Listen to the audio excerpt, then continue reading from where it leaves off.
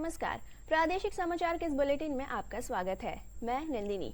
आइए सबसे पहले नजर डालते हैं अब तक के मुख्य समाचारों पर।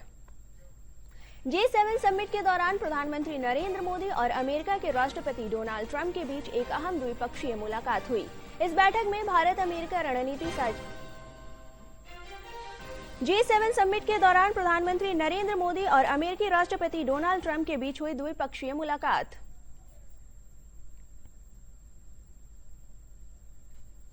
कृषि मंत्री विजय कुमार सिन्हा ने कहा, बिहार में स्टार्टअप और रोजगार के लिए खेती के क्षेत्र हैं मौजूद।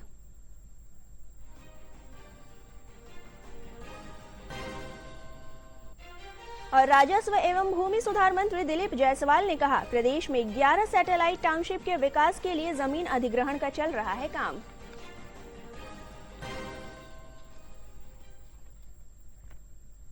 अब समाचार विस्तार से। प्रधानमंत्री नरेंद्र मोदी देर रात फ्रांस की राजधानी पेरिस पहुंचे। पेरिस में होटल के बाहर भारतीय मूल के लोगों ने पीएम मोदी का स्वागत किया। पीएम ने लोगों से हाथ मिलाया और बच्चों का अभिवादन स्वीकार किया। प्रधानमंत्री आज शाम विवाटेक 2026 कार्यक्रम में शामिल होंगे। यह यूरोप का बड़ा तकनीकी सम्मेलन है, जहां दुनिया भर की नई इंडस्ट्रीज, टेक्निक कंपनियां, इन्वेस्टर्स और एक्सपर्ट्स और इनोवेशन को दर्शाता है। उनके साथ फ्रांस के राष्ट्रपति इमैनुअल मैक्रो भी मौजूद रहेंगे।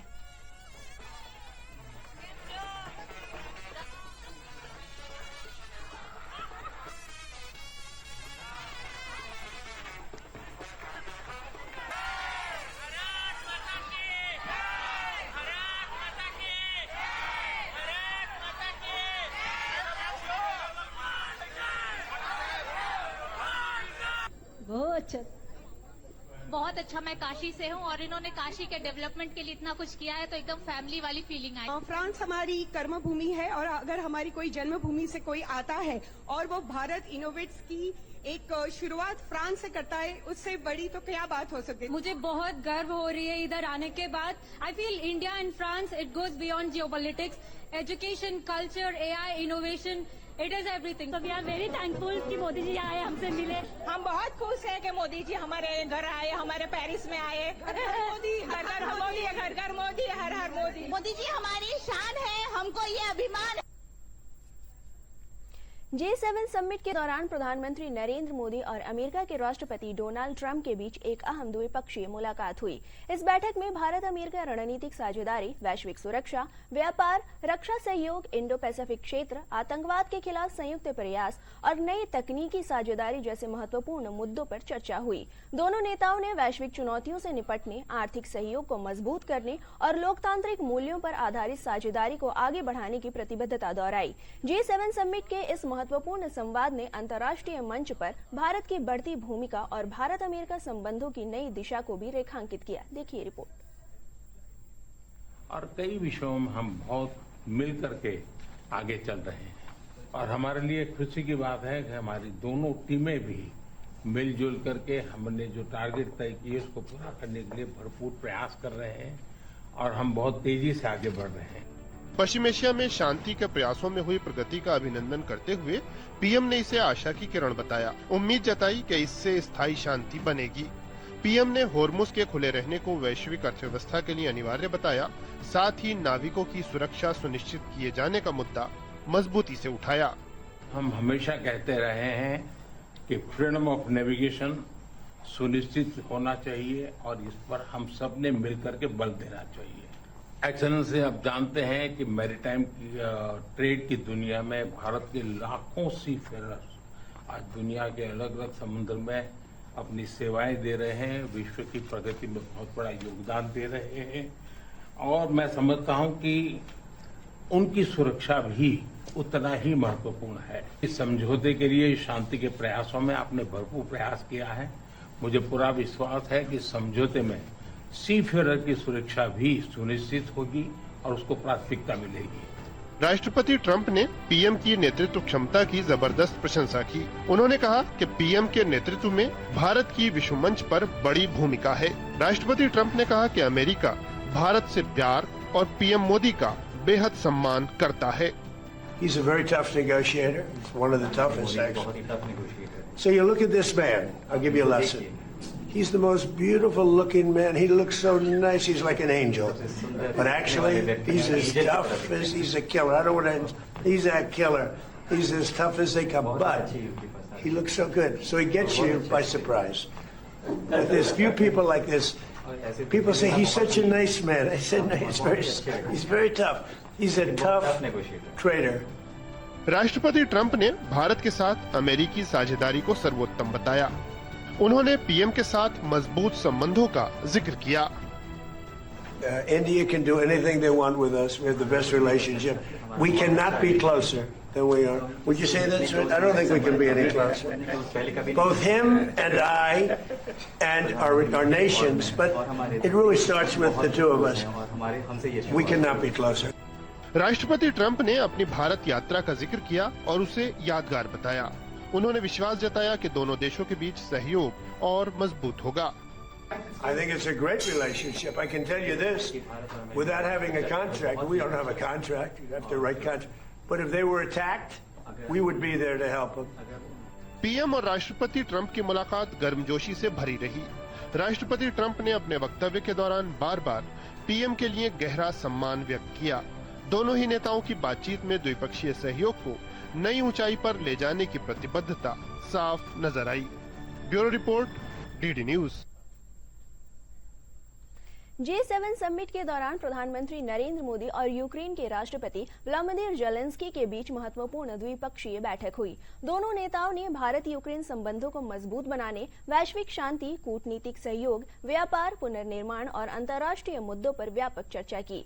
बैठक में आपसी सहयोग बढ़ाने, मानवीय सहायता, आर्थिक साझेदारी और वैश्विक स्थिरता से जुड़े विषयों पर विचार विमर्श किया गया। यह मुलाकात ऐसे समय में हुई है जब दुनिया कई भू राजनीतिक चुनौतियों का सामना कर रही है और भारत संवाद एवं शांति आधारित समाधान पर जोर दे रहा है।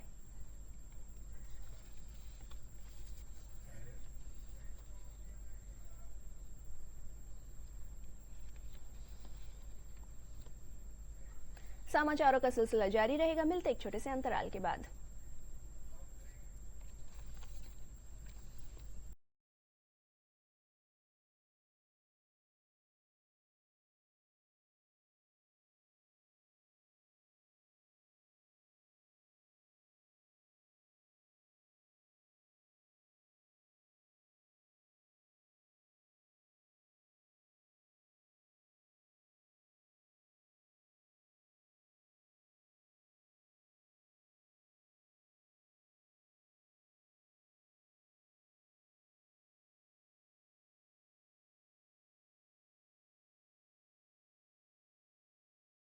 स्वास्थ्य विभाग और सूचना एवं जनसंपर्क विभाग बिहार सरकार द्वारा जनहित में जारी। समाचारों में आपका फिर से स्वागत है। लेते हैं अगली खबर। कृषि मंत्री विजय कुमार सिन्हा ने कहा कि बिहार में स्टार्टअप और रोजगार के लिए खेती के क्षेत्र मौजूद हैं। उन्होंने कहा कि जमीन और संसाधन कम होने और आबादी का घनत्व ज्यादा होने के बावजूद हम कृषि क्षेत्र में तरक्की कर सकते हैं। राजस्व एवं भूमि सुधार विभाग और कृषि विभाग ने मिलकर जो अभियान चलाया है उससे किसानों को बहुत फायदा होगा। कल्चर के अंदर हमारे पास सीमित जमीन होते हुए, सीमित संसाधन होते हुए, घनत्व आबादी बहुत बड़ा होते हुए भी हम इस क्षेत्र में आगे बढ़ेंगे और राजस्व, भूमि सुधार और कृषि विभाग मिलकर जो अभियान शुरू किया है वह अभियान बिहार के लोगों को, जो 76% एग्रीकल्चर पर आधारित किसान है, उसको बड़ा लाभ मिलेगा। भूमि विवाद निपटा कर उसको हम एग्री एस्टेट के माध्यम से एग्रीकल्चर को डेवलप करने का प्रधानमंत्री जी का सपना, हम नए तकनीक के साथ आमदनी दुगना करने के लिए आज केंद्रीय मंत्री माननीय शिवराज सिंह चौहान जी ने कई योजनाओं का उन्होंने घोषणा भी किया, शुरुआत भी किया है और लघु सीमांत किसानों के अंदर हम नए बागवानी का एक माहौल बनाएंगे।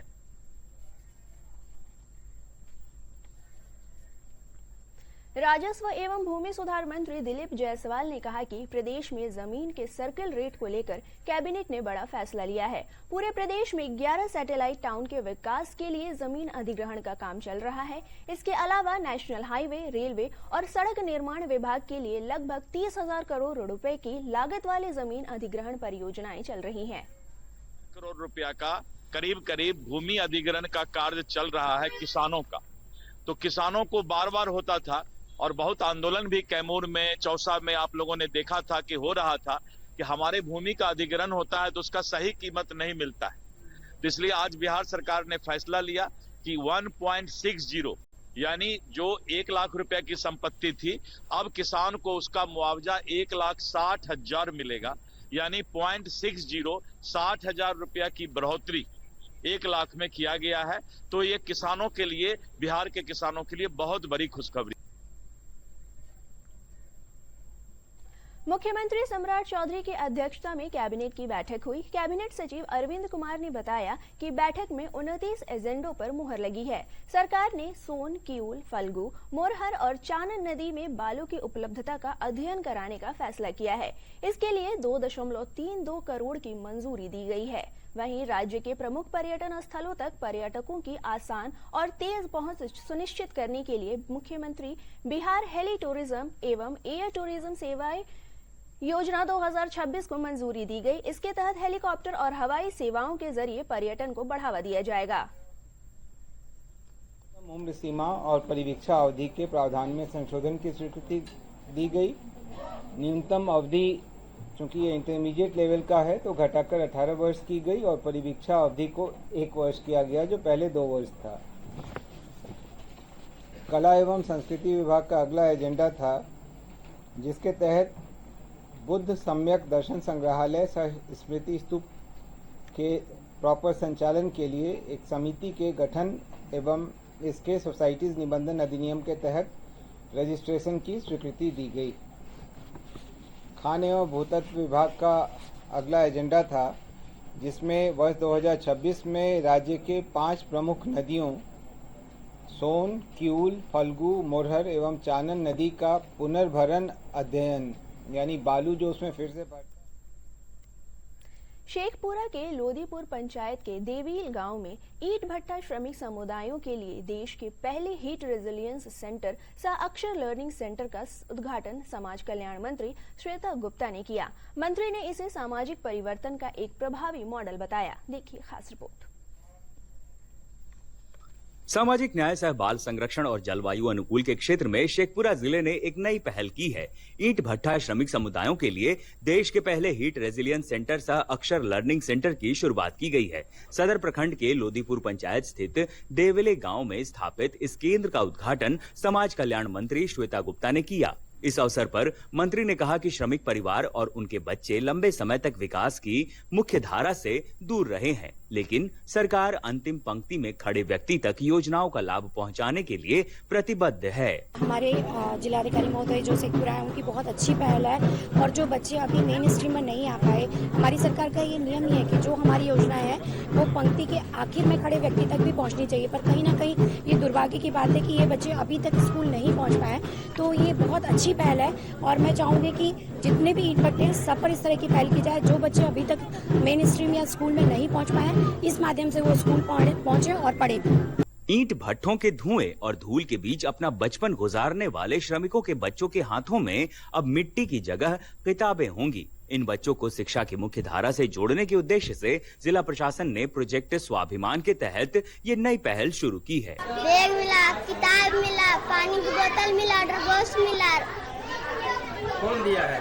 सर ने। पढ़ने में मन लगता है? हाँ। अच्छा लगता है। नया स्कूल बैग, कॉपियां और पाठ्य सामग्री पाकर बच्चों के चेहरे खुशी से खिल उठे। बच्चों और अभिभावकों ने इस पहल को उनके भविष्य के लिए महत्वपूर्ण बताया। क्या नाम हुआ आपका? सुमन कुमारी। अच्छा, क्या करते मम्मी पापा यहाँ? ईटा पास्ता है। अच्छा, यहीं रहते हैं। पढ़ने के लिए सरकार को एक सुविधा की है। स्वयंसेवी संस्थाओं के सहयोग से संचालित इस केंद्र का मुख्य उद्देश्य ईंट भट्टा श्रमिकों के बच्चों को शिक्षा की मुख्य धारा से जोड़ना है, ताकि वे गुणवत्तापूर्ण शिक्षा प्राप्त कर उनके उज्जवल भविष्य का निर्माण कर सके। ये पहल सामाजिक समावेश और शैक्षणिक सशक्तिकरण की दिशा में एक महत्वपूर्ण कदम मानी जा रही है। ब्यूरो रिपोर्ट, दूरदर्शन समाचार, पटना। आइए देखते हैं अंत में मुख्य समाचार एक बार फिर।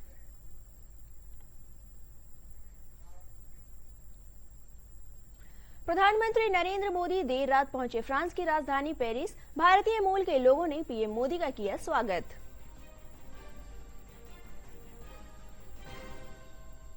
G7 समिट के दौरान प्रधानमंत्री नरेंद्र मोदी और अमेरिकी राष्ट्रपति डोनाल्ड ट्रंप के बीच हुई द्विपक्षीय मुलाकात।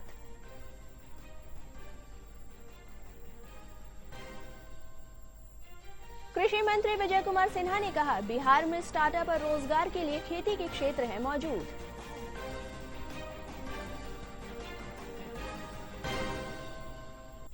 और राजस्व एवं भूमि सुधार मंत्री दिलीप जायसवाल ने कहा, प्रदेश में 11 सैटेलाइट टाउनशिप के विकास के लिए जमीन अधिग्रहण का चल रहा है काम।